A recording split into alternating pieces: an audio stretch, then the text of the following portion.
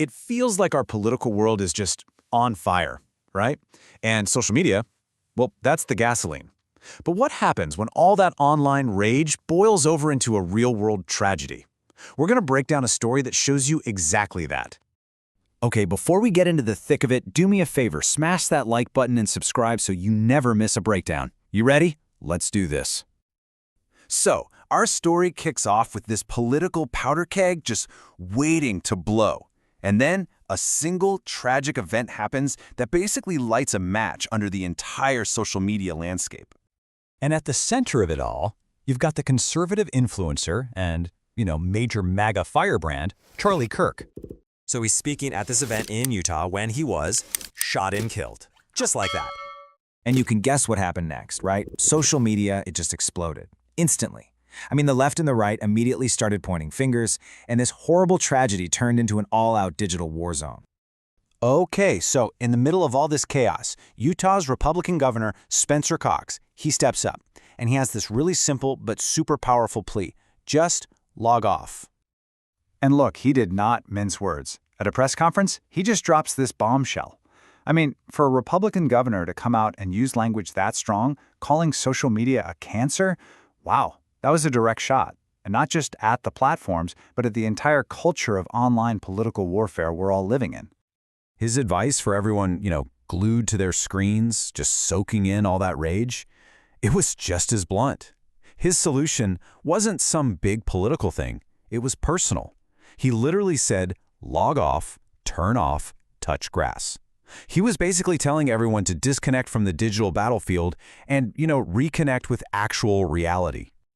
But here's the crazy part. While Governor Cox is telling everyone to log off, the FBI itself is logging on and just pouring more gasoline on the fire with this series of totally confusing and contradictory posts. You can't make this stuff up. So the official response just completely falls apart. First, you've got Trump's hand-picked FBI director, Kash, and he announces on social media that a suspect is in custody. Huge news, right? But then, just a few hours later, officials in Utah come out and say, no, that's not right. Patel then has to backtrack and clarify that actually, they just questioned and released 2 people. It was a total communication breakdown, and it was all happening in real time for everyone to see. And the online reaction? Oh, it was swift and it was brutal. Reporter Patrick Howley totally hit a nerve, comparing this botched investigation to the slow release of the Epstein files. I mean, that taps right into this deep-seated public distrust and just fuels all the conspiracy theories. People weren't just confused anymore, they were furious. And get this, the criticism wasn't just coming from the outside, it was coming from deep within the MAGA movement. Proud Boys leader Joe Biggs went after Patel, accusing him of clickbait shit and calling it unbecoming of the office. When your own allies are telling you to get off social media, you have absolutely lost control of the story. So what this whole firestorm really does is it sets up this contrast between 2 leaders, right? And they're offering 2 completely different answers for how to deal with a divided nation. And this is where you can really see the 2 paths forward, and they could not be more different. On one hand, you've got Governor Cox, who's pleading for an off-ramp, and he's putting the responsibility on every single one of us. But on the other hand, you have President Trump, who's pointing the finger and assigning blame squarely to one group, the radicals on the left, while kind of framing right-wing anger as just a reaction.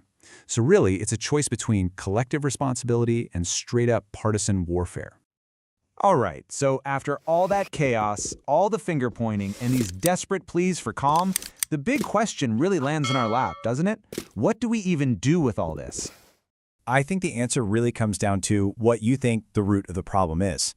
So let us know what you think down in the comments. And hey, don't forget to subscribe.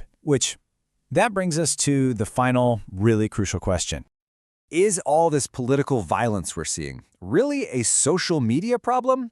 Something fueled by algorithms and endless outrage? Or is it a leadership problem, driven by the actual choices our leaders make? Let me know your answer in the comments below.